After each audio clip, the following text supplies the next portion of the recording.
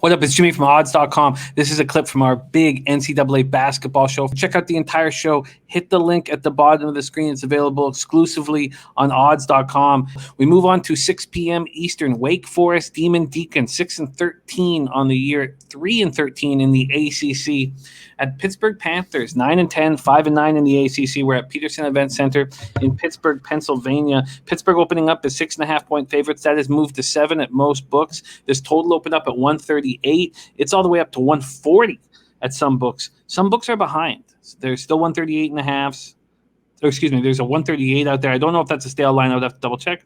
There's 139s. There's 139.5s. And the leading indicator books have moved it to 140. Both teams are on losing streaks. Wake Forest coming off their 5th straight loss, 84-46 at Virginia Tech. They've lost their last 4 by an average of 25.3 points. Against Virginia Tech, they shot 27.3% from the field. They were down 49-22 at the half. Senior Jonah Antonio was the lone player to score double digits with 12. This year's leading scorer, Davian Williamson, was held to 2 points. He averages 12.2 a game. They scored just 66.4 points per game, hit 41.2% from the field, 34.2% from 3, 73.5% from the line. Pittsburgh has lost 5 straight. They're coming off a 65-62 loss to NC State. Unlike Wake, all 5 losses for Pitt have come by single digits. And it was their first game without both second and third leading scorers, Audis Toney and Xavier Johnson, who have entered the transfer portal. So we got to see freshman Femi Odakale, who went for a season-high 18. And he'll be getting a ton of opportunities now with Xavier Johnson not playing. And he was a highly thought-of point guard coming out of New York. Leading scorer, Justin Champagny, went for 15 points, 12 boards. He's averaging 18.6 and 11.4 on the season. Pittsburgh averages 71.6 points per game. But their stat line across the board from the field, from the 3, and from the foul line is going to be very different without their second and third leading scorers. Max, very interesting spot. The market believing in Pittsburgh without their second and third leading scorers. I can't wait to hear how you break this down. Wake Forest, Pittsburgh. I'll definitely say this, Jim, before I get started, that Jeff Capel is taking this Pittsburgh program in the right direction. And regardless of these defections and these, what I call betrayals of the code, it is what it is. And this team will just go to the next man up. And I think that with the quality of the recruits on this team, there is definitely going to be a drop-off, but I don't think it's going to be that heavy. The bottom line is, when it comes to this particular matchup, Wake Forest may have an easier time versus Pitt, not having to deal with Tony and Xavier Johnson, because last time that these guys played in I believe it was a 66-65 game, they contributed 25, 10, and 11, and then a couple steals. So that's a lot of production that you're not going to have this second time out. I think that with Wake Forest, listen, they got to freaking pull it together, and they got to freaking win as a group, because they can score if they can get past 47. You know, they can give you some, I guess they can not shave a couple minutes off your life if they can get past 47.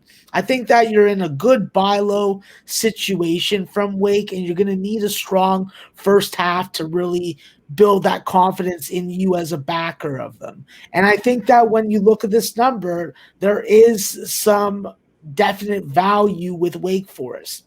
First off, I had this game lined at 4.5 for Pitt. So right then and there, you got 2.5 points of value. And Jim, I actually saw this line open up at 8.5 this afternoon.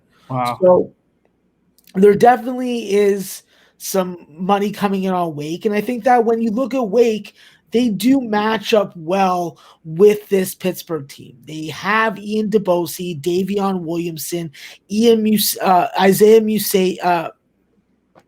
Never mind. Not going to try and butcher names today.